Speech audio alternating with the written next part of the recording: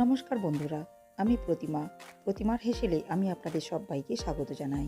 আজ আমি আপনাদেরকে তৈরি করে দেখাবো একদম অনুষ্ঠান বাড়ির মতো ঝুরি আলু ভাজা। আর এই ঝুরি আলু ভাজা বাচ্চা বড় সবারই খুব পছন্দের একটি রেসিপি। তারপর যদি অনুষ্ঠান বাড়ির মতো হয় তাহলে তো আর কথাই নেই। রেসিপিটি বানানো খুবই সহজ আর মাত্র কয়েকটি উপকরণ দিয়েই বানিয়ে নেওয়া যায় এই রেসিপিটি। তাহলে দেখে নেওয়া যাক রেসিপিটা বাড়িতে কিভাবে বানাবো। রেসিপিটি বানাবার জন্য এখানে 4টে মিডিয়াম সাইজের আলু নিয়েছি। এখন সব আলুগুলোর খুব ভালো করে খোসা ছাড়িয়ে নিতে হবে। সব আলুগুলোর খোসা ছাড়িয়ে নেওয়া হয়ে গেলে আলুগুলো গ্রেট করে নিতে হবে। আমি এখানে 2 ধরনের গ্রেটার নিয়েছি। আমাদের প্রত্যেকের বাড়িতেই এই ধরনের গ্রেটার রয়েছে। দেখতেই পাচ্ছেন এই গ্রেটারটির এক সাইডে একটু বড় ছিদ্রযুক্ত ও অপর সাইডে একটু ছোট ছিদ্রযুক্ত রয়েছে। প্রথমে ছোট ছিদ্রযুক্ত গ্রেটারের দিকে গ্রেট করে নেব। এই সময় একটা জিনিস খেয়াল রাখতে হবে, আলুটা আড়াআড়িভাবে গ্রেট করব না, এইভাবে লম্বাভাবে ধরে আলুটা উপর থেকে নিচের দিকে গ্রেট করে নিতে হবে। দেখুন আলুগুলো খুব পাতলাভাবে গ্রেট হচ্ছে। এখন আমি পাশের বড় ছিদ্রযুক্ত গ্রেটারের সাহায্যে আলুগুলো গ্রেট করে নেব। দেখুন সব আলুগুলোই গ্রেট করে নিয়েছি। এখন আলুগুলো জল দিয়ে খুব ভালো মতো পরিষ্কার করে ধুয়ে নিতে হবে। আলুর মধ্যে কষ থাকার ফলে জলটা লাল হয়ে গেছে। 3 থেকে 4 বার জল পাল্টে আলুটা খুব ভালো করে ধুয়ে নিতে হবে। আলুর জল পাল্টে খুব ভালো মতো ধুয়ে নিয়েছি। এখানে অন্য একটি পাত্রে 2 গ্লাস পরিমাণ জল নিয়েছি। আর এই জলের মধ্যে দিয়ে দিলাম 10-12টি বরফের টুকরো। আপনাদের কাছে ফ্রিজে ঠান্ডা জল থাকলে ঠান্ডা জল ব্যবহার করতে পারেন। আমার কাছে ঠান্ডা জল ছিল না, তার জন্য জলের মধ্যে বরফের টুকরো দিয়ে নিয়েছিলাম। এরপর গ্রেট করে নেওয়া আলুগুলো জল থেকে উঠিয়ে নিয়ে দিয়ে দিতে হবে বরফ দেওয়া জলের মধ্যে। আর এভাবেই আলুগুলো চুবিয়ে রাখতে হবে প্রায় 10 থেকে 15 মিনিট। 15 মিনিট আলুগুলো জলের মধ্যে চুবিয়ে রাখার ফলে আলুগুলো অনেকটাই শক্ত হয়ে গেছে। এখন আলুগুলো জল থেকে উঠিয়ে নিতে হবে। তার জন্য এইরকম একটা ছিদ্রযুক্ত পাত্র বা প্লাস্টিকের ঝুড়ি নিয়েছি। এখন এই ঝুড়ির উপর একটা সুতির কাপড় বিছিয়ে নিতে হবে। এরপর ঠান্ডা জলের মধ্যে থাকা আলুগুলো 2 হাতের সাহায্যে চিপে চিপে জল বাদ দিয়ে নিয়ে নিতে হবে ঝুড়ির মধ্যে থাকা কাপড়ের উপর। আর আলুগুলো এভাবে একটু কাপড়ের উপর ছড়িয়ে নিতে হবে। এর ফলে আলুর মধ্যে থাকা এক্সট্রা জল কাপড় খুব সহজেই টেনে নেবে। সব আলুগুলোই উঠিয়ে নিয়েছি। এখন ঝুড়ির সাইডে যে এক্সট্রা কাপড় রয়েছে সেই কাপড় দিয়ে আলুগুলো ঢেকে নিতে হবে।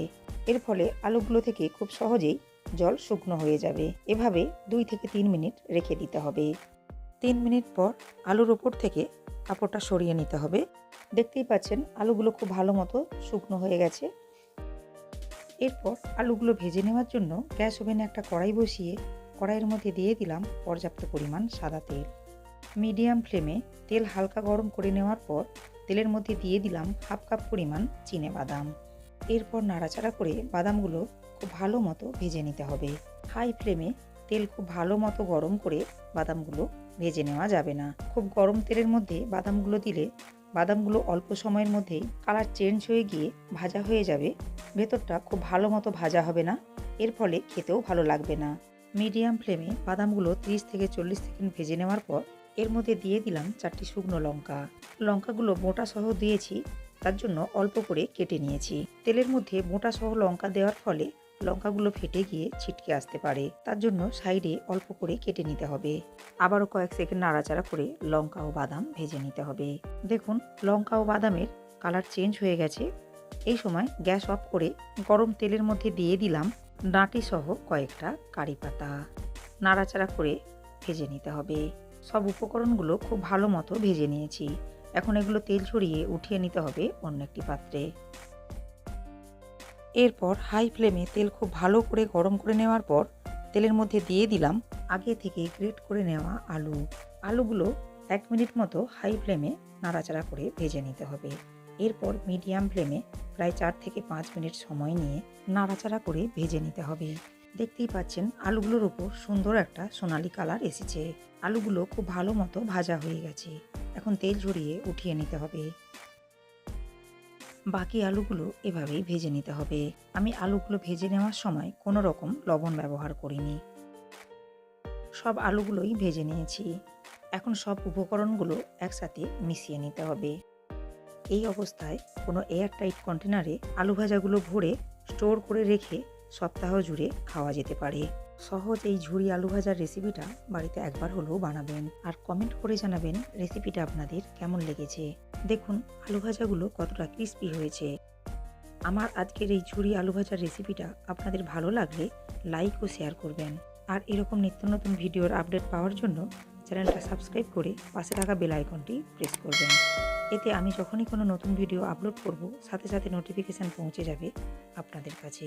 ভালো থাকবেন, সুস্থ থাকবেন। ধন্যবাদ।